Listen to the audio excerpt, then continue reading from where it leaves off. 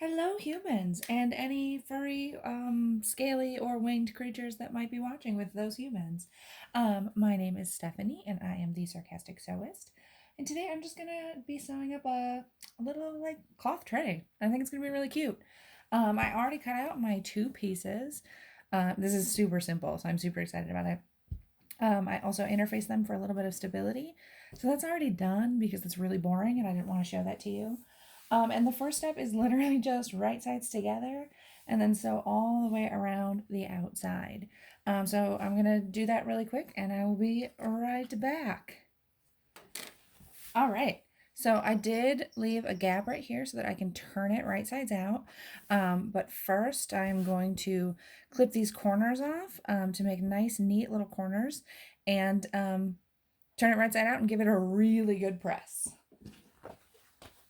Okay, beautifully pressed and ready for the next step. As you can see where this gap was left, that seam allowance is pressed beautifully to the inside. So in this next step, we'll be closing up that hole and then top stitching all the way around all four sides. I like to use a longer stitch length when I'm top stitching because I think it looks really beautiful and it's what I do and why not? Because I can. All right, beautifully edge stitched and that hole we left in that first step is nice and closed up and secure. I also threw some steam at this because steam is such an important step, especially I was going to say especially when working with wovens, but honestly I think we're all just a little bit lazy and we don't use it enough with knits.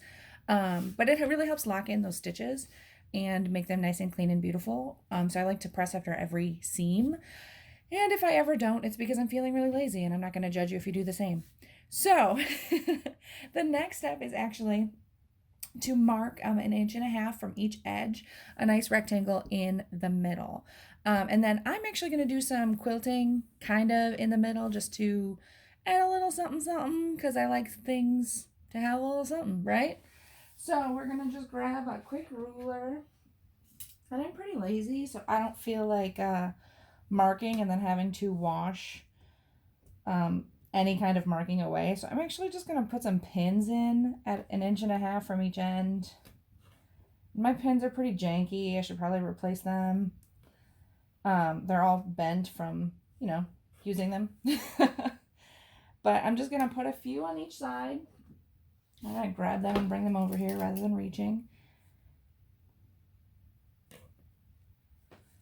Just to mark where my rectangle is. So that I think I'm just going to do some straight lines.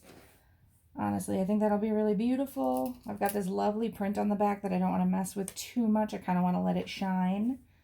While I'm talking about that lovely print, I'll say that the beautiful print on this side is from Threaded Candy Custom Fabrics. I really like the quality of their cottons. I think that they're really easy to work with and they're just so soft. And then the solid purple is just a quilting cotton from Joann Fabrics. It's just something I had in my stash left over from, I think, a quilt. I don't honestly know. I've got a bunch of it left over, so it's a great filler. So you can see I've got this rectangle marked off. I'm going to take it to the machine and just sew some. I'm probably just going to sew that rectangle and then just a few straight lines. But when we come back, we'll see what I actually did. All right, we've got some weird coloration going on. That's cool. We have some stitch lines on here. I think it looks really good. You can tell I was really lazy and backstitched instead of pulling thread through and knotting them. But whatever, it's looking really good. And we're almost done. So the next thing, okay, so this little pattern, which I'll totally link in the description below, calls for this to be a travel tray. And I gotta tell you, I don't have much of a need for travel tray, and I'm pretty lazy, and I don't really want to install snaps or Velcro, which is what it calls for. Because what you're supposed to be able to do is Velcro or snap the little corners, and then you have a little tray for travel, or, lay it flat, and then you've got this really convenient flat piece of fabric for not travel. But instead, because I'm lazy, again, what I'm going to do is I'm going to press along these lines that I sewed for my rectangle. And then I'm going to line up these nice crisp corners. And I'm going to sew just straight up and down on this corner, on all four corners, to make it a permanent tray, because I think it'll be really cute. So I'm gonna go do that. Okay, so no, it's not sewn yet, but I just really gave it a press, and I wanted to let you guys see just how cute this is gonna be and how ridiculously easy that was. I literally just pressed it and it just kind of folded itself almost, which is just so nice. And how cute is this little tray gonna be? Okay, now I'm really gonna sew it for real. Dudes, ladies, people, humans, look at that, it's already done.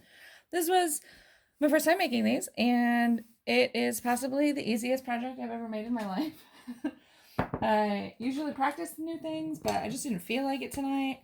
And I gotta say, that turned out super cute. Super cute. So, I'll let you know where to find this pattern if you want to make your own. And you can make yours with the little snaps and stuff, so it's even more versatile for you.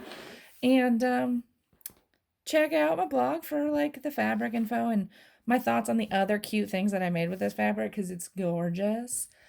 But in general, I hope you had fun. Hope to see you next time. Let me know what you think in the comments. Thank you.